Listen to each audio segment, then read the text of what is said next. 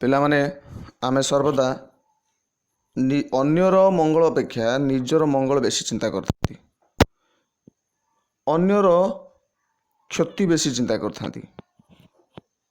ଯଦି କୌଣସି ଜାଗାରେ ଦେଖିବ ଗୋଟେ ଦୁର୍ଘଟଣା ଘଟିଯାଏ ସାଇକେଲ ବାଇକ୍ ସହିତ କିମ୍ବା କେଉଁଠି, କେବେ ଏହାର ପ୍ରମାଣ ନାହିଁ ଯେ ଦୁର୍ଘଟଣା ଘଟାଇଥିବା ବ୍ୟକ୍ତିଟି ନିଜ ମୁହଁରେ ସ୍ୱୀକାର କରିଛି ଯେ ମୋର ଭୁଲ ପାଇଁ ହିଁ ଦୁର୍ଘଟଣାଟି ଘଟିଛି। ଏଥିପାଇଁ ସଚେତନ ହେବା ଆବଶ୍ୟକ। ଏକ ନୂତନ ସମାଜ ଗଠନ କରିବା ନିମନ୍ତେ ହେଲେ ବା ନୂତନ ସମାଜ ଗଠନ କରିବା ପାଇଁ ଇଚ୍ଛା ଥିଲେ ପ୍ରଥମେ ନିଜକୁ ଦୋଷୀ କରିବା ଉଚିତ, ନିଜକୁ ପ୍ରଶ୍ନ କରିବା ଉଚିତ ଯେ ମୁଁ ଠିକ୍ ଥିଲି କି, ତେବେ ଯାଇ ସମାଜ ବଦଳିବ। ଏହି ଥଟ୍କୁ ନେଇକି ଆମେ ଆଜିର କ୍ଲାସ୍ ଆରମ୍ଭ କରିବା। ସଡ଼କ ନିରାପତ୍ତା, ସପ୍ତମ ଶ୍ରେଣୀର ଲିଙ୍ଗରାଜ ରଥଙ୍କ ଦ୍ୱାରା ଲିଖିତ। ଆମେ ପ୍ରଥମେ ଏହାର କିଛି ଅଂଶ କ୍ଲାସ୍ କରିଥିଲେ ଏବଂ ବୁଝେଇଥିଲେ। ସଡ଼କ ନିରାପତ୍ତା ନାମ କାହିଁକି ଦିଆଗଲା, ସଡ଼କ ନିରାପତ୍ତା କାହିଁକି ପଢ଼ିବା, ଏସବୁ କଥା ବୁଝାଯାଇଥିଲା। ଆଜି ଆମେ ପଢ଼ିବା ଅବଶିଷ୍ଟାଂଶ ଆଉ ଯାହା ରହିଛି, ଏବଂ ଏହା ପୂର୍ବରୁ ଯିବା ପୂର୍ବ କ୍ଲାସ୍ରେ କିଛି ପ୍ରଶ୍ନ ପଚରାଯାଇଥିଲା। ପ୍ରଶ୍ନ ଥିଲା ସନ୍ଧି ବିଚ୍ଛେଦ କରିବା ପାଇଁ ଦିଆଯାଇଥିଲା 5ଗୋଟି ଶବ୍ଦ। 5ଗୋଟି ଶବ୍ଦ ମଧ୍ୟରେ ରହିଛି ପୁସ୍ତକାଗାର, ଏହା ହେବ ପୁସ୍ତକ ଯୁକ୍ତ ଆଗାର। ତାପରେ ଥିଲା ବିଦ୍ୟାଳୟ, ବିଦ୍ୟା ଯୁକ୍ତ ଆଳୟ। ତାପରେ ଥିଲା ଗଣେଶ, ଗଣଯୁକ୍ତ ଈଶ। ମହେଶ୍ୱର, ମହାଯୁକ୍ତ ଈଶ୍ୱର। ମହର୍ଷି, ମହାଯୁକ୍ତ ଋଷି। ସନ୍ଧି ବିଚ୍ଛେଦର ନିୟମ ତୁମେ ଉପର କ୍ଲାସ୍ ମାନଙ୍କରେ ପଢ଼ିବ। ଯେମିତିକି ଅ ବା ଆ ପରେ ଅ ବା ଆ ଥିଲେ ଦୁହେଁ ମିଶି ଆ ହୁଅନ୍ତି। ହର୍ଷେଇ ଦୀର୍ଘଇ ପରେ ହର୍ଷେଇ ଦୀର୍ଘଇ ଥିଲେ ଦୁହେଁ ମିଶି ଦୀର୍ଘଇ ହୁଅନ୍ତି। ଏମିତି ଅନେକ ସୂତ୍ର ଅନୁଯାୟୀ ବା ରୁଲ୍ ଅନୁଯାୟୀ ଯିବ। ଆମେ ସେ ରୁଲ୍ ଅନୁଯାୟୀ ପରେ ପଢ଼ିବା ଉପର କ୍ଲାସ୍ ମାନଙ୍କରେ। ଯଦି ବର୍ତ୍ତମାନ କେହି ଦେଖିବା ପାଇଁ ବି ଚାହାନ୍ତି, ଯଦି ଚାହିଁବ ପିଲାମାନେ, ତୁମେ ଯେହେତୁ କ୍ଲାସ୍ 8ରେ ଏସବୁ ବିଷୟରେ ପଢ଼ିବ, ତୁମେମାନେ ଚାହିଁଲେ ମଧ୍ୟ ଏବେ ବି ସନ୍ଧି ଉପରେ କିଛି କିଛି ଭିଡ଼ିଓ ଆମର ଅଛି, ଦେଖିପାରିବ। ପୁରୁଣା ଚ୍ୟାନେଲ୍ ଯେଉଁ ଆମର ଅଛି ସଞ୍ଜୟ ମୋଟିଭେସନ୍ ଅଛି, ସେଥିରେ ତୁମେ ଦେଖିପାରିବ। ମୁଁ ଏଇ ଚ୍ୟାନେଲ୍ରେ ମଧ୍ୟ ଧୀରେ ଧୀରେ ସବୁ ଜିନିଷ ଛାଡ଼ିଦେବି ଏବଂ ବର୍ତ୍ତମାନ ତୁମେ ସେ ପୁରୁଣା ଭିଡ଼ିଓକୁ ମଧ୍ୟ ଏଇ ଚ୍ୟାନେଲ୍ରେ ପାଇପାରିବ ପ୍ଲେଲିଷ୍ଟକୁ ଯାଇକି। ତେଣୁ ଯିଏ ଚାହିଁବ ଦେଖିପାରିବ। ଯେତେବେଳେ ଫ୍ରି ସମୟ ମିଳୁଛି ଆଗୁଆ ଜାଣିବ, ଅଧିକ ଜାଣିବ। ସବୁବେଳେ ଚେଷ୍ଟା କର ଅନ୍ୟମାନଙ୍କ ଅପେକ୍ଷା ପାଦ ଆଗରେ ରହିବା ପାଇଁ। ଅନ୍ୟମାନେ ଯେହେତୁ ସୂତ୍ର ଶିଖିନାହାନ୍ତି, ତୁମେ ଚାହିଁବ ତୁମେ ଆଉ ଟିକେ ଅଧିକ ଶିଖିବା ପାଇଁ, ତେବେ ଯାଇ ସଫଳ ହୋଇପାରିବ। ବର୍ତ୍ତମାନ ଆମେ ଯିବା ସଡ଼କ ନିରାପତ୍ତା ବିଷୟକୁ। ଆମେ ପଢ଼ିଥିଲେ କାହିଁକି ସଡ଼କ ନିରାପତ୍ତା ବିଷୟ ଆମେ ପଢ଼ିବା। ତେବେ ଜୀବନହାନି ସହ ଆର୍ଥିକ ଦୃଷ୍ଟିକୋଣରୁ ମଧ୍ୟ ସଡ଼କ ଦୁର୍ଘଟଣା ଅତ୍ୟନ୍ତ କ୍ଷତିକାରକ। ଜୀବନହାନି ଏଠି ଘଟିଥାଏ। ହାନି ଅର୍ଥାତ୍ କ୍ଷତି, ହାନିର ବିପରୀତ ଶବ୍ଦ କହିଲେ ଲାଭ ହେବ। ଜୀବନ ମଧ୍ୟ ହାନି ହୋଇଥାଏ। ତା ସହିତ ଆର୍ଥିକ ଦୃଷ୍ଟିକୋଣରୁ ମଧ୍ୟ ସଡ଼କ ଦୁର୍ଘଟଣା ଅତ୍ୟନ୍ତ କ୍ଷତିକାରକ। ଆର୍ଥିକ ଦୃଷ୍ଟିକୋଣ ଅର୍ଥାତ୍ ଆମର ଅର୍ଥ ହାନି ମଧ୍ୟ ହୋଇଥାଏ। ଯେଉଁ ଆମର ଆକ୍ସିଡେଣ୍ଟଟି ହୁଏ, ଦୁର୍ଘଟଣାଟି ହୁଏ, ଯାହାଦ୍ୱାରା ଉଭୟ ପକ୍ଷର ଗାଡ଼ି, ଉଭୟ ପକ୍ଷର ଧନ ସମ୍ପତ୍ତି ନଷ୍ଟ ହୋଇଥାଏ। କୌଣସି ଦୋକାନ ବଜାର ଉପରେ ବହୁ ସମୟ ଦେଖିଥିବ, CCTVରେ ଦେଖାଉଥାଏ ଆକ୍ସିଡେଣ୍ଟର ସବୁ ଦୃଶ୍ୟ। ବିଭିନ୍ନ ଦୋକାନ ବଜାର ଉପରେ ଗାଡ଼ି ମାଡ଼ି ଯାଇଥାଏ। କୌଣସି ବ୍ୟକ୍ତି ବିଶେଷକୁ ଏଥିରେ ମୃତାହତ ହୋଇଥାନ୍ତି। କୌଣସି ସରକାରୀ ସମ୍ପତ୍ତି ନଷ୍ଟ ହୋଇଥାଏ। ଏହିସବୁ ଯେଉଁ ନଷ୍ଟ ହେଲା, ଏହା ପଛରେ ଯେଉଁ ଅର୍ଥ ଅଛି, ଏହା ମଧ୍ୟ ହାନି ହେଲା। ସଡ଼କ ଦୁର୍ଘଟଣା ଯୋଗୁଁ ବିଶ୍ୱର ବିଭିନ୍ନ ଦେଶରେ ମୋଟ ଜାତୀୟ ଉତ୍ପାଦର ପ୍ରାୟ 40% ନଷ୍ଟ ହୋଇଥାଏ। ସଡ଼କ ଦୁର୍ଘଟଣା ହେଉଥିବାରୁ ବିଶ୍ୱର ବିଭିନ୍ନ ଦେଶରେ, ସବୁ ଦେଶକୁ ଯଦି ବିଚାରକୁ ନିଆଯିବ, ମୋଟ ଜାତୀୟ ଉତ୍ପାଦ, ଜାତୀୟ ଯାହାକୁ କୁହାଯାଉଛି ଯେଉଁ ଜାତି ଯୁକ୍ତ ଇୟ ଜାତୀୟ, ଜାତି ଏଠାରେ ଇଂରାଜୀ ତାକୁ ଯାହାକୁ କାଷ୍ଟ କୁହାଯାଏ ତାହା ନୁହେଁ। ଜାତି ଏଠାରେ ନେସନ୍ ଅର୍ଥରେ, ଆମ ଦେଶ ଅର୍ଥରେ। ଯେମିତି ନ୍ୟାସନାଲିଟି ପଚରାଯାଏ, ତୁମର ନ୍ୟାସନାଲିଟି ପଚାରିଲେ ତୁମେ କ'ଣ କହିବ? ଇଣ୍ଡିଆନ୍, ତାକୁ ଜାତି କୁହାଯାଏ। ଆମେ ସବୁବେଳେ, ଆମର ମଣିଷର ସ୍ୱଭାବ ହେଉଛି ସବୁବେଳେ ସଂକୀର୍ଣ୍ଣ ଅର୍ଥକୁ ଗ୍ରହଣ କରିବ। ଜାତି କହିଲେ ଆମେ କେବଳ ଜାତିକୁ ବୁଝିବା। ଉପର ଜାତି, ତଳ ଜାତି, ଏଇ ଯେଉଁ ଘୂର୍ଣ୍ଣ୍ୟ ପ୍ରଥା ଥିଲା, ଏହାକୁ ଆମେ ବୁଝିବା। ଆମର ମନ ସେଇଠି। ଆମେ ସବୁବେଳେ ମହୁମାଛି ନ ହୋଇ ମାଛି ହୁଅନ୍ତି। କିନ୍ତୁ ପିଲାମାନେ, ସବୁବେଳେ କୁହାଯାଏ, ଉପଦେଶ ଦିଆଯାଏ, ମାଛି ନ ହୋଇ ମହୁମାଛି ହୁଅ, ଘାରେ ନ ବସି ଫୁଲରେ ବସ। ଅର୍ଥାତ୍ ଦୁନିଆରେ ଯେତେ ଖରାପ କଥା ଅଛି, ଖରାପ କଥା ଘଟୁଛି ତୁମ ଆଖି ସାମ୍ନାରେ, ତାହା ଘଟୁଥିବ, ହେଲେ ତୁମକୁ କେବଳ ତା ଭିତରୁ ଭଲ କଥାଟିକୁ ବାଛି ଜାଣିବାକୁ ପଡ଼ିବ, ଶିଖିବାକୁ ପଡ଼ିବ।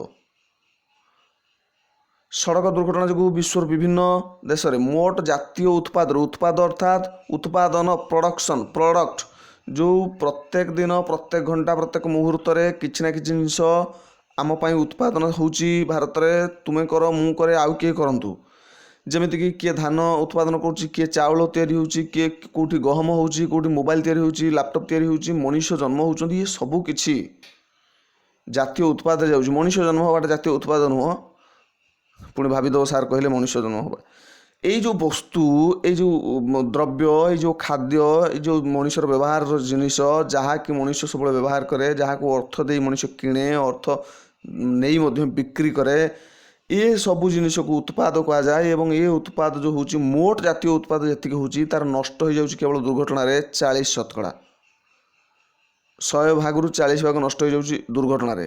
सड़क निरापत्ता सतर्कता अवलंबन कले यही हार को अनेकांश एड़ाई दि जापर जदि आम सतर्कता अवलंबन करवा यही जो हार को हार अर्थात ये माल नुह हार अर्थात जो शतकड़ा भाग अंश ये जो 40% कथा कहला ये 40% को आम कमेकी 30 कर 20 कर संपूर्ण बंद कर किंतु आम कमे दे पारिबा यह द्वारा उभय धन और जीवन हानि को बहु परिमाण ह्रास कर यह द्वारा आम धन को सुरक्षा दे पारिबा जीवन हानि को दे पारिबा आम जीवन जो होची सबुठु गोटे राष्ट्रर गोटे देशर मूल्यवान संबल मूल्यवान संपत्ति होची मनीष तार जनसाधारण से मानव को संबल बोली कह जाए मन रखिता मानव संबल कह जाए ह्यूमन रिसोर्स जो आमर मंत्री थिलेनी एजुकेशन मंत्री को केंद्र में कह जाए मानव संबल विकास मंत्री है ह्यूमन रिसोर्स डेवलपमेंट मिनिस्टर अर्थात मनुष्यर मूल्य को डेवलप करे से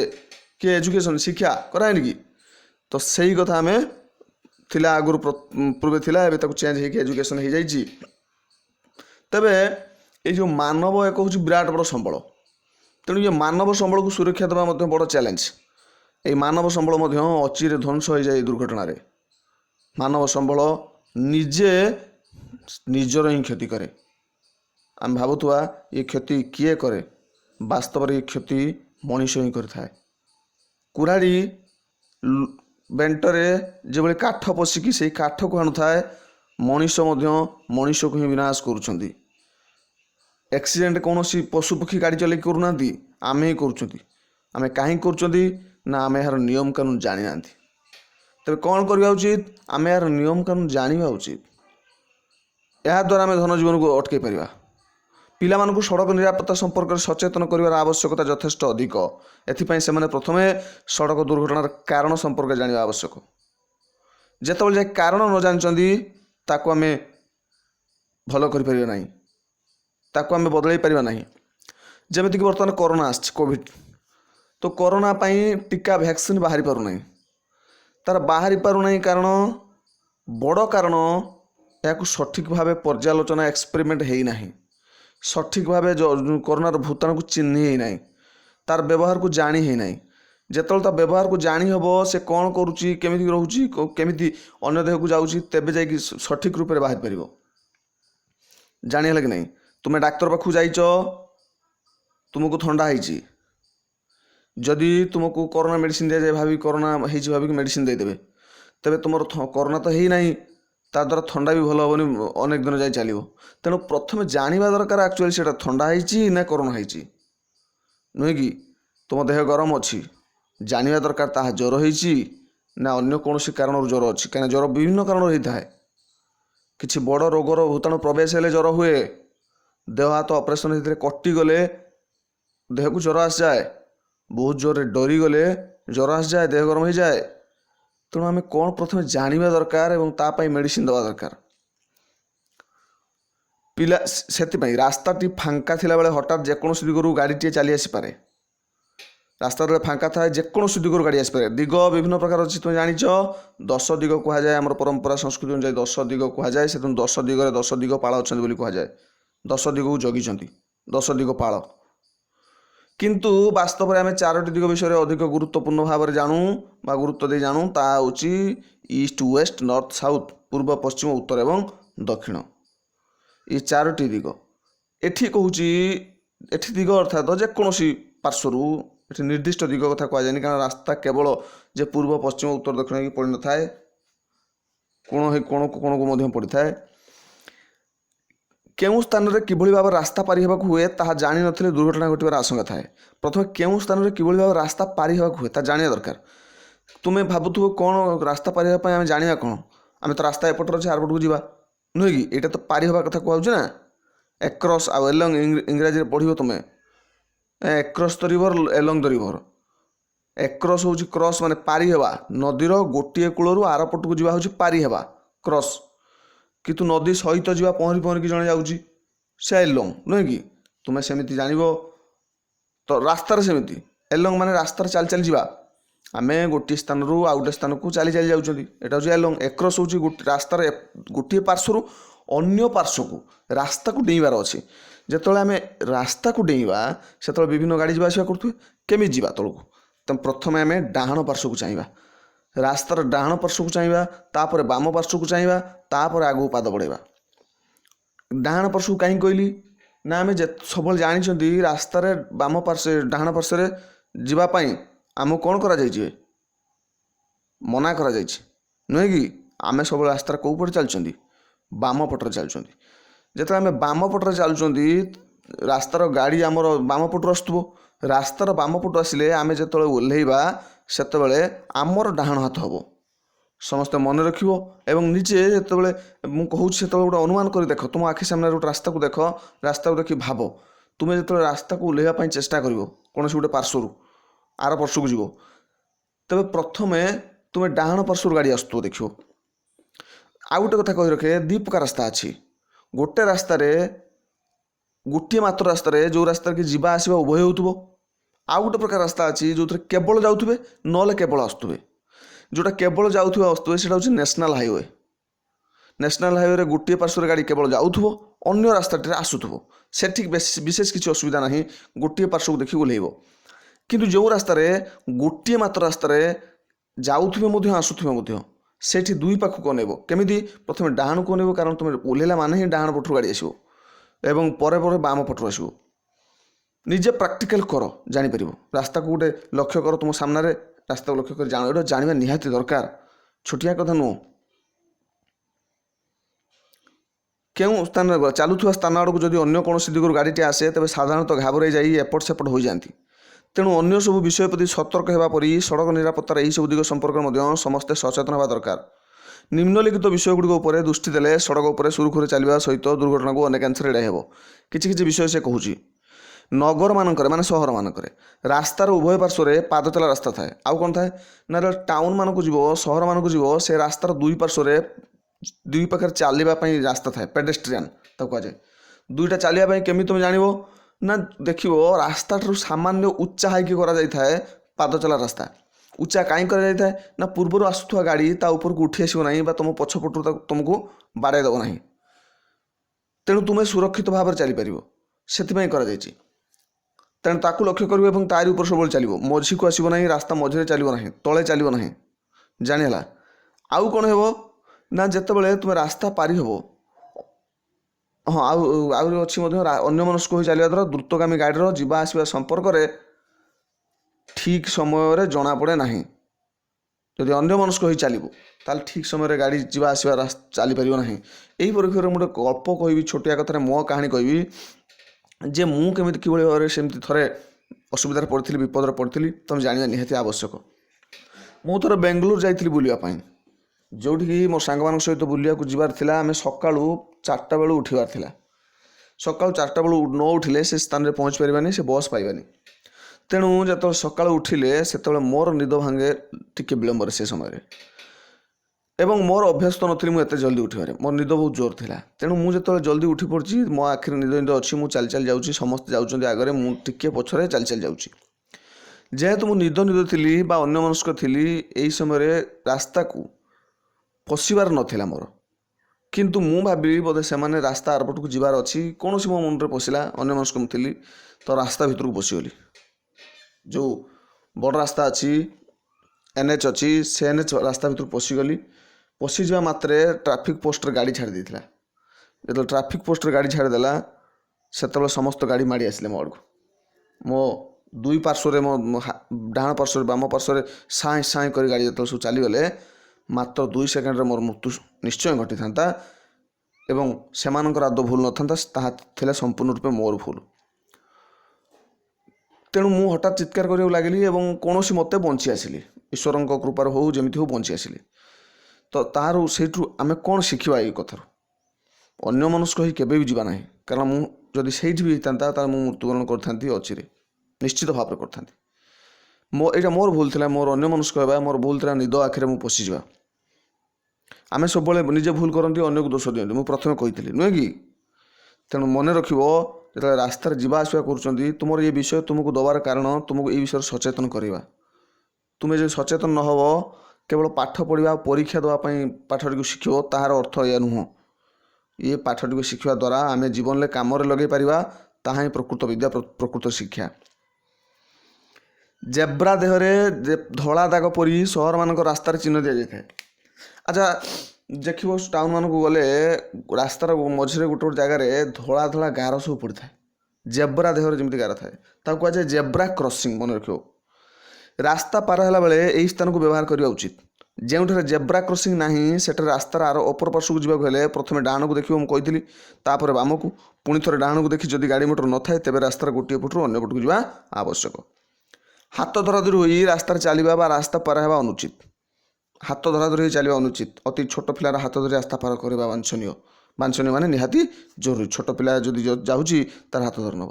ଆଚ୍ଛା ମୁଁ ଏଇ ଯେଉଁ କହି ରଖେ, ଯଦି ମୁଁ ଯେତେବେଳେ ଗାଡ଼ି ଭିତରକୁ ପଶି ଯାଇଥିଲି, ମୁଁ କହୁଥିଲି ନିଦ ଭିତରେ ବା କ'ଣ କରିକି ନା ମୁଁ ଅନ୍ୟମନସ୍କ ଥାଇକି, ତେବେ ଯଦି ମୁଁ ସେଇଠି ଜେବ୍ରା କ୍ରସିଂରେ କ୍ରସ୍ କରିଥାନ୍ତି ତେବେ ବିଶେଷ କିଛି ଅସୁବିଧା ନଥାଇଥା।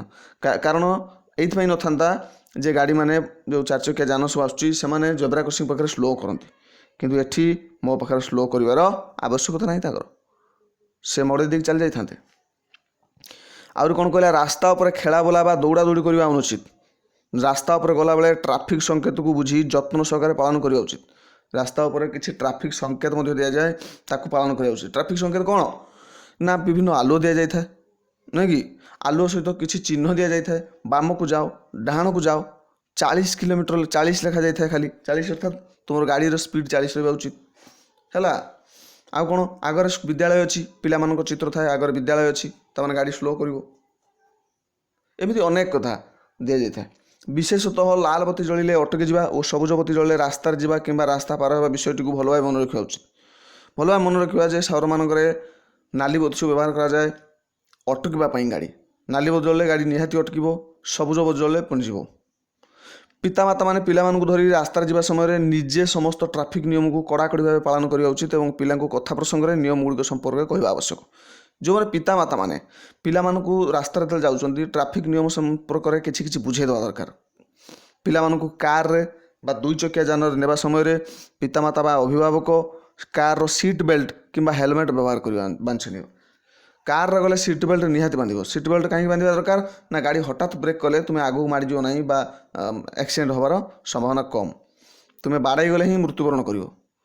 ଆଉ ବାଇକ୍ରେ ଯିବାବେଳେ ହେଲମେଟ୍ ନିହାତି ବ୍ୟବହାର କରିବ, କାରଣ ଯଦି କୌଣସି ଆକ୍ସିଡେଣ୍ଟ ହେଉଛି ମୁଣ୍ଡ ରକ୍ଷା ପାଇବ ଏବଂ ତୁମ ଜୀବନ ବଞ୍ଚାଇପାରେ।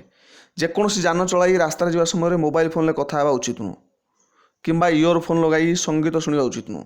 ଅନେକ ସମୟରେ ବାଇକ୍ରେ ଯିବାବେଳେ ପିଲାମାନେ ସବୁ, ଆଜିକାର ସମୟର ପିଲାମାନେ ମୋବାଇଲ ଫୋନ୍ରେ କଥା ହେଇ ଏମିତି କାନ୍ଧରେ ଚାପି ଦେଇ ମୋବାଇଲରେ ହାତରେ କାନରେ ଚାପି ଦେଇ ମୋବାଇଲ ଯାଉଥାନ୍ତି ଶୁଣି ଶୁଣିକି। ଆଉ କ'ଣ କରନ୍ତି, ବେଳେବେଳେ ଇୟର କର୍ଡ଼ ଲଗେଇକି ସେମାନେ କ'ଣ କରନ୍ତି ନା ଯାଇଥାନ୍ତି ରାସ୍ତାରେ ଗୀତ ଶୁଣି ଶୁଣିକି। ଇୟର କର୍ଡ଼ ଲଗେଇଲେ କ'ଣ ଅସୁବିଧା ହେବ ନା ପଛପଟ ଲୋକ ହର୍ନ ମାରୁଥିଲେ ତୁମେ ଜାଣିପାରିବନି, ଶୁଭିବନି, ଗାଡ଼ିର ଶବ୍ଦ ହେବନି। ସାଙ୍ଗ ହୋଇ ସାଇକେଲରେ ଯିବା ସମୟରେ ଆଗ ପଛ ହୋଇଯିବା ଉଚିତ। ଏଇଟା ତୁମମାନଙ୍କ ପାଇଁ, ତୁମମାନେ ଏହି ସମୟରେ ବହୁତ ସମୟରେ ଭୁଲ କର। ପାଖକୁ ପାଖ ପରସ୍ପର ମଧ୍ୟରେ କଥା ହୋଇ ରାସ୍ତାକୁ ଅବରୋଧ କରି ମାଡ଼ି ଚାଲିବା ଦ୍ୱାରା ନିଜ ପାଇଁ ବିପଦର କାରଣ ହୋଇଥାଏ ଏବଂ ଅନ୍ୟମାନଙ୍କ ପାଇଁ ଯିବା ଆସିବାର ବାଧା ସୃଷ୍ଟି ହୋଇଥାଏ। ସ୍କୁଲ ପିଲାମାନେ ସାଧାରଣତଃ କ'ଣ କରନ୍ତି ନା ସାଙ୍ଗ ସାଙ୍ଗ ହୋଇ ଦୁଇ ଦୁଇ ପାର୍ଶ୍ୱରେ ଜଣେ ଥାଏ, ତାପରେ ଆଉ ଜଣେ ଥାଏ, ଗପି ଗପିକି କଥା ହେଇକି ଚାଲିଥାନ୍ତି, 2 ଜଣ 3 ଜଣ 4 ଜଣ ଏମିତି। ସେମିତି ନ ଯାଇକି ରାସ୍ତାରେ ଯେତେବେଳେ ଯାଉଛ ଗପିବାର ଅଛି, ଓହ୍ଲେଇକି ଗୋଟେ ଜାଗା ସ୍ଥାନରେ ବସିକି କଥା ହୁଅ। ଯଦି ତାହା ନୁହେଁ ଧାଡ଼ି ଧାଡ଼ି କରି ଚାଲ, ଆଗ ପଛ ହୋଇ, ଜଣେ ଆଗରେ ତାପରେ ଜଣେ ପଛରେ ତାପରେ ଜଣେ ପଛକୁ, ପାଖକୁ ପାଖକୁ ଚାଲ ନାହିଁ। ସାଇକେଲ, ମୋଟର ସାଇକେଲ ବା କାର, ଜିପ୍ ଆଦି ଯାନ ରାସ୍ତାକୁ ବାହାର କରିବା ପୂର୍ବରୁ ସେଗୁଡ଼ିକ ଠିକ୍ ଭାବରେ ଚାଲିବା ଅବସ୍ଥାରେ ଅଛନ୍ତି କି ନାହିଁ ସେ ସମ୍ପର୍କରେ ନିଶ୍ଚିତ ହେବା ନିହାତି ଆବଶ୍ୟକ। ନିଶ୍ଚିତ ହୋଇ କାଳ ଠିକ୍ ଚାଲୁଛି କି ନାହିଁ, ବ୍ରେକ୍ ଠିକ୍ ଅଛି କି ନାହିଁ, ବେଲ୍ ଘଣ୍ଟି ଠିକ୍ ବାଜୁଛି କି ନାହିଁ, ହାୱା ଠିକ୍ ଅଛି କି ନାହିଁ। ଯଦି ଏସବୁ ନ ଦେଖିକି ନ ବାହାରିବ, ତୁମେ ବ୍ରେକ୍ ଠିକ୍ ନଥିବ, ତୁମେ ଗାଡ଼ି ଷ୍ଟାର୍ଟ କରିଦେଲେ ହେଲେ ବ୍ରେକ୍ ଧରିବ ନାହିଁ। ଜାଣିଛ କ'ଣ ଅବସ୍ଥା ହେବ ନୁହେଁ କି? ବିଶେଷ କରି ସେଗୁଡ଼ିକର ବ୍ରେକ୍, ବେଲ୍, ଲାଇଟ୍, ହର୍ନ ଏବଂ ଦର୍ପଣ ଠିକ୍ ଥିଲେ ସେଗୁଡ଼ିକ ରାସ୍ତାରେ ଚଳାଇବା ଉଚିତ। ଦେଇଦେଲା। ରାସ୍ତାରେ ଗଲାବେଳେ ପକେଟରେ ନିଜ ନାମ, ଠିକଣା, ଘରର ଫୋନ୍ ନମ୍ବର, ରକ୍ତ ଗ୍ରୁପ୍ ଇତ୍ୟାଦି ରଖିବା ଆବଶ୍ୟକ। କାହିଁକି ଏଗୁଡ଼ା ରଖିବ ନା ଯଦି କୌଣସି ଅଜଣା ଜାଗାରେ ତୁମର ଗୋଟେ ଦୁର୍ଘଟଣା ଘଟିଯାଉଛି ତେବେ ହଠାତ୍ ତୁମକୁ ଲୋକ ତୁମ ନିଜ ଘର ଲୋକଙ୍କ ସହିତ ପରିଚିତ କରାଇ ପାରିବେ ଏବଂ ରକ୍ତ ଗ୍ରୁପ୍ ଲେଖା ଥିଲେ ହଠାତ୍ ରକ୍ତର ବ୍ୟବସ୍ଥା କରିପାରିବେ। ନହେଲେ ତୁମର ବ୍ଲଡ଼ ଟେଷ୍ଟ କରିବେ, ତାପରେ ଯାଇକି ରିପୋର୍ଟ ଦେବେ, ତୁମେ ସେତେବେଳେ ଚାଲି ଯାଇଥିବ, ବହୁତ ବ୍ଲଡ଼ ବହିଯାଇଥିବ। ତେଣୁ ବ୍ଲଡ଼ର ଗ୍ରୁପ୍ ରଖିଲେ ଏ ବି ପଜିଟିଭ୍ କିମ୍ବା ବି ନେଗେଟିଭ୍ କିମ୍ବା ଏ ପଜିଟିଭ୍ ବି ପଜିଟିଭ୍ ଏସବୁ ତୁମେ ରଖିଲେ ଜାଣିପାରିବେ ସେମାନେ, ହଠାତ୍ ତୁମକୁ ରକ୍ତ ଦେଇପାରିବେ। ସଡ଼କ ନିରାପତ୍ତା ଓ ଟ୍ରାଫିକ୍ ସଂକେତ ଗୋଟିଏ ମୁଦ୍ରାର ଦୁଇ ପାର୍ଶ୍ୱ ଭଳି।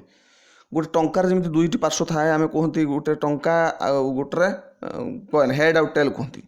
ତ ସେଇଭଳି ଭାବରେ ସଡ଼କ ନିରାପତ୍ତା ଆଉ ଟ୍ରାଫିକ୍ ସଂକେତ ଦୁଇ ପାର୍ଶ୍ୱ, ଆକୁ ଛାଡ଼ିକି ଅଲଗା ଜଣେ ରହିପାରିବନି। ସଡ଼କ ନିରାପତ୍ତା କଥା ଉଠିଲା ମାନେ ଟ୍ରାଫିକ୍ ସଂକେତ କଥା ମୁଖ୍ୟ। ବାସ୍ତବରେ ଟ୍ରାଫିକ୍ ସଂକେତ ଗୁଡ଼ିକ ନୀରବରେ ଯାତାୟାତ ସମ୍ପର୍କୀୟ ବହୁ ଗୁରୁତ୍ୱପୂର୍ଣ୍ଣ ସୂଚନା ପ୍ରଦାନ କରନ୍ତି। ସେଗୁଡ଼ିକୁ ବୁଝି ମନେ ରଖି ଠିକ୍ ଭାବରେ ଅନୁସରଣ କରିବା ସମସ୍ତଙ୍କର କର୍ତ୍ତବ୍ୟ। ଅନୁସରଣ କରିବା, ତାକୁ ମାନିବା, ପାଳନ କରିବା। ଟ୍ରାଫିକ୍ ସଂକେତ ଗୁଡ଼ିକ ଯେ ଆମ ଧନଜୀବନର ସୁରକ୍ଷା ପାଇଁ ଉଦ୍ଦିଷ୍ଟ, ଏହା ସମସ୍ତେ ଉପଲବ୍ଧି କରିବା ଆବଶ୍ୟକ। ଉପଲବ୍ଧି ମାନେ ବୁଝିବା। ରାସ୍ତାରେ ପାଦରେ କିମ୍ବା ଗାଡ଼ି ମଟରରେ ଗଲାବେଳେ ଦିଆଯାଇଥିବା ସଂକେତକୁ ବୁଝିବାକୁ ହେବ। ରାସ୍ତାରେ ଯାଉଥିବା ଲୋକଙ୍କୁ ସବୁ କଥା କହିହେବ ନାହିଁ କି ଲେଖା ହୋଇଥିଲେ କେହି ପଢ଼ିବାକୁ ବେଳ ନାହିଁ, କିନ୍ତୁ ସଂକେତ ଗୁଡ଼ିକ ରାସ୍ତାର ନିୟମକୁ ସ୍ପଷ୍ଟ କରିଥାନ୍ତି। ଯେମିତି ଟ୍ରାଫିକ୍ ଛକର ନାଲି ଆଲୋକ ଅଟକିବା ପାଇଁ ଓ ସବୁଜ ଆଲୋକ ଆଗକୁ ଯିବା ପାଇଁ ସୂଚନା ଦିଏ। ଛୋଟିଆ କଥାରେ କହିଲେ ଯେତେବେଳେ ବାଇକ୍ରେ ତୁମେ ଜଣେ ଯାଉଛ ବା ଫୋର୍ ହ୍ୱିଲର ଯାଉଛ, ତୁମେ ରାସ୍ତାରେ ଲେଖିକି ମାରିଥିଲେ ସେ ପଢ଼ିବା ପାଇଁ ସମୟ ଅଛି କି? ନାହିଁ। ବା ଜଣେ ରାସ୍ତାରେ ଓହ୍ଲେଇକି ତୁମକୁ କହିବ କି ଆଗରେ ହମ୍ସ ଅଛି, ଓହ୍ଲେଇକି କହିପାରିବ କି? ସମସ୍ତଙ୍କୁ ଅଟକେଇକି କହିବ ଆଗରେ ହମ୍ସ ଅଛି। ବା କହିବ କି ଆଗରେ ରାସ୍ତା ଡାହାଣକୁ ବୁଲିଛି, ବା କହିବ କି ରାସ୍ତା ଆଗରେ କାମ ଚାଲୁଛି, କହିବ କି? ତେଣୁ ମାରି ଦିଆଯାଏ ଚିହ୍ନ ଗୋଟେ ଗୋଟେ। ତେଣୁ ସେଇ ଚିହ୍ନକୁ ତୁମେ ଜାଣିବା ଦରକାର, ସଂକେତକୁ ଜାଣିବା ଦରକାର। କେଉଁ ସଂକେତ କିଭଳି ଭାବରେ, ଏଇ ସଂକେତ ଗୁରୁତ୍ୱପୂର୍ଣ୍ଣ। ରାସ୍ତା ଆଗକୁ କାମ ହେଉଥିଲେ ଗୋଟେ ମଣିଷର ଚିତ୍ର ଥିବ, ସେ କିଛି କାମ କରୁଥିବ, ସେଠି ତାକୁ ଲେଖାଯାଇଥିବ ମ୍ୟାନ୍ ଏଟ୍ ୱାର୍କ, ବା ରାସ୍ତାରେ କାମ ଚାଲୁଅଛି ଖାଲି ଲେଖା ହେଇଥିବ, ବୁଝିପାରିବ? ଏହିପରି ଅନେକ ସଂକେତ ରହିଛି, ଶହ ଶହ ସଂକେତ, ତୁମେ ଜାଣିବା ଦରକାର। ଏସବୁ ଷଷ୍ଠରେ ପଢ଼ିଥିବ। ଗାଁ ଗହଳିରେ ମଧ୍ୟ ଆଜିକାଲି ଭଲ ରାସ୍ତା ହେଲାଣି ଓ ବହୁ ଗାଡ଼ି ମଟର ଚାଲୁଛି। ତେଣୁ ନିଜର ତଥା ଦେଶର ଧନଜୀବନ ସୁରକ୍ଷା ପାଇଁ ଆମେ ସଡ଼କ ନିରାପତ୍ତା ସମ୍ବନ୍ଧୀୟ ନିୟମ ଓ ସଂକେତ ଗୁଡ଼ିକ ଜାଣି ସେଗୁଡ଼ିକ ଅଭ୍ୟାସରେ ପରିଣତ କରିବା ନିତାନ୍ତ ଆବଶ୍ୟକ, ନିହାତି ଆବଶ୍ୟକ। ଆମେ ଏସବୁ ଜାଣିବା ଦରକାର। ଏଇ ଯେଉଁ ଚିତ୍ର ଦେଇଛି ଦେଖ, ଜେବ୍ରା କ୍ରସିଂ ଦେଇଛି। ଲୋକ ଯେଉଁ ପିଲାଟି ଦୁଇ ପିଲାଙ୍କୁ ଧରିକି ଗୋଟେ ଲୋକ ପାସ୍ କରୁଛି, ଏ ହେଉଛି ଗାର ଉପରେ, ଏଇଟା ଜେବ୍ରା କ୍ରସିଂ ଏହାକୁ କୁହାଯାଏ। ମନେ ରଖିବ। ଏହାପରେ ଆମେ ଅଭ୍ୟାସକୁ ପରେ ଆମେ ଆଲୋଚନା କରିବା। ଏବଂ ଆଜିର ପ୍ରଶ୍ନ ରହିଛି ତୁମମାନଙ୍କ ପାଇଁ। ଆଜିର ପ୍ରଶ୍ନ ରହୁଛି କ'ଣ ନା, ନମ୍ବର 1ରେ ରହିଛି NHAIର ଫୁଲ୍ ଫର୍ମ କ'ଣ? NHAI ଆମେ ଯେଉଁ କହନ୍ତି NH5, NH24, NH20, ସେଇ NHAIର ଫୁଲ୍ ଫର୍ମ କ'ଣ? 2ରେ ଗାଡ଼ି ଅଟକିବା ପାଇଁ କେଉଁ ରଙ୍ଗର ଆଲୁଅ ଜଳାଯାଏ? 3 କେନ୍ଦ୍ରର ବର୍ତ୍ତମାନ ସେଣ୍ଟ୍ରାଲ ମିନିଷ୍ଟର କିଏ? କେନ୍ଦ୍ରର ସଡ଼କ ପରିବହନ ମନ୍ତ୍ରୀ କିଏ ବର୍ତ୍ତମାନ? 4 କେତେ ବର୍ଷ ବୟସର ବ୍ୟକ୍ତିଙ୍କୁ 2 ଚକିଆ ଲାଇସେନ୍ସ ମିଳିବ?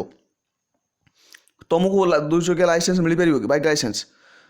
ଯଦି ହଁ ଲେଖିବ, ଯଦି ନା ତାହେଲେ ଲେଖିବ କେତେ ବର୍ଷ ବୟସରେ, ତାହେଲେ ତୁମେ ହେଲେ ମିଳିବ। 5 ରାସ୍ତା ପାର ହେବା ସମୟରେ ଯେଉଁ ଜେବ୍ରା ଭଳି ଧଳା ଧଳା ଗାର ଥିବା ଚିହ୍ନକୁ କ'ଣ କୁହାଯାଏ? ଏଇ 5ଟି ପ୍ରଶ୍ନର ଉତ୍ତର ତୁମେ ସମସ୍ତେ ଇନବକ୍ସରେ ଦେବ। ଆହୁରି ଗୋଟେ କଥା କହିଲେ ଯେ ପୂର୍ବରୁ ଦିଆଯାଇଥିବା ପ୍ରଶ୍ନ କିଛି ପିଲା ଉତ୍ତର ଦେଇଛନ୍ତି, ମୁଁ ଚାହେଁ ସମସ୍ତ ପିଲା ଉତ୍ତର ଦିଅନ୍ତୁ। ବେଳେବେଳେ କ'ଣ ହୁଏ, ଗୋଟେ ପିଲାକୁ କେବଳ ଗୋଟିଏ ପ୍ରଶ୍ନର ଉତ୍ତର ଜଣାଥିବ, ଆଉ କିଛି ଜଣାନଥିବ, ସେ ଖରାପ ଲାଗେ, ସେ କହିବ 5ଟି ଦେଇପାରୁନି ତେବେ ଦେବି ନାହିଁ। ନା, ମୁଁ କହିବାକୁ ଚାହେଁ ଯଦି ତୁମକୁ 5ଟି ଭିତରୁ ଗୋଟିଏ ବି ଆସୁଛି ତାହେଲେ ଗୋଟିଏ ଲେଖିକି ଜଣାଅ। ଏଥିରେ ଭୟ କରିବାର କିଛି ନାହିଁ। ଯେତେବେଳେ ଯାହା ଡାଉଟ୍ ମୋତେ ପଚାର, ମୁଁ କହିବି, ତୁମମାନଙ୍କ ପାଇଁ ହିଁ ମୁଁ ଅଛି। ଏବଂ ଭଲ ଭାବରେ ପଢ଼, ଭଲ ଭାବରେ ପଢ଼, ଭଲ ଭାବରେ ବୁଝ। ନ ବୁଝିପାରିଲେ ମୋତେ ବାରମ୍ବାର ପଚାର, ମୁଁ କହିବି। ଯଦି ଭିଡ଼ିଓ ଭଲ ଲାଗୁଛି ତୁମେ ଲାଇକ୍ କରିବ, ଅନ୍ୟମାନଙ୍କୁ ସେୟାର କରିଦେବ। ଯେଉଁମାନଙ୍କର ଏଇ କ୍ଲାସ୍ ଅଛି, କ୍ଲାସ୍ 7ରେ ସେମାନେ ପଢ଼ୁଛନ୍ତି, ଏବଂ ଯେଉଁ ନୂଆ ଦେଖୁଛନ୍ତି ସେମାନେ ସବସ୍କ୍ରାଇବ୍ କରିଦେବେ। ଆମର ପୁରୁଣା ଚ୍ୟାନେଲ୍ ଅଛି, ଆଉ ତୁମେ ସଞ୍ଜୟ ମୋଟିଭେସନ୍, ସେଠି ମୋଟିଭେସନାଲ୍ ଭିଡ଼ିଓ ଦେଖିପାରିବ, ଏଠି ଏଜୁକେସନାଲ୍ ଭିଡ଼ିଓ ଦେଖିପାରିବ। ଆମେ ଆଗକୁ ଅନେକ ଏଜୁକେସନାଲ୍ ଭିଡ଼ିଓ ସବୁ ଆଣିବା। ଯେଉଁ ଆମେ ବେକାର ଅନେକ ସବୁ ଭିଡ଼ିଓ ଦେଖୁଛନ୍ତି, ଅନେକ ସମୟରେ କିଛି କାମ ନଥିବ, ଯେମିତି ଗୀତ ଦେଖୁଥିବା, ଗୀତ ଏଣ୍ଟରଟେନମେଣ୍ଟ ପାଇଁ ଦେଖିବା ଦରକାର, କିନ୍ତୁ ଆମେ ପ୍ରାୟ ସମୟରେ ଗୀତ ଦେଖୁଥିବା, ଅନ୍ୟ କିଛି ବେକାର ଜିନିଷ ଦେଖୁଥିବା, ସେହି ସମୟରେ ପାଠ ଆମେ ପଢ଼ିଲେ ବହୁତ କିଛି ଜାଣିପାରନ୍ତେ। ତେଣୁ ମୁଁ ସେଥିପାଇଁ ମୁଁ ସବୁବେଳେ ପ୍ରିଫର କରେ ପାଠ ପଢ଼ିବା ପାଇଁ, ଏବଂ ତୁମମାନଙ୍କୁ କହେ ସବୁବେଳେ ପାଠ ପଢ଼ିବା ପାଇଁ, କିଛି କିଛି ଶିଖିବା ପାଇଁ, କିଛି ଜାଣିବା ପାଇଁ। ତେଣୁ ସମସ୍ତଙ୍କୁ ଅନୁରୋଧ, ଆଉ ଥରେ ସମସ୍ତେ ପାଠ ପଢ଼ ଏବଂ ତୁମେ ଖୁସି ହେଲେ ମୁଁ ଖୁସି ରହିବି। ଧନ୍ୟବାଦ। ପୁଣି ଆଉ ଗୋଟେ କ୍ଲାସ୍ରେ ଆମେ ଅନ୍ୟ ଏକ ବିଷୟ ନେଇକି ଦେଖା ହେବା।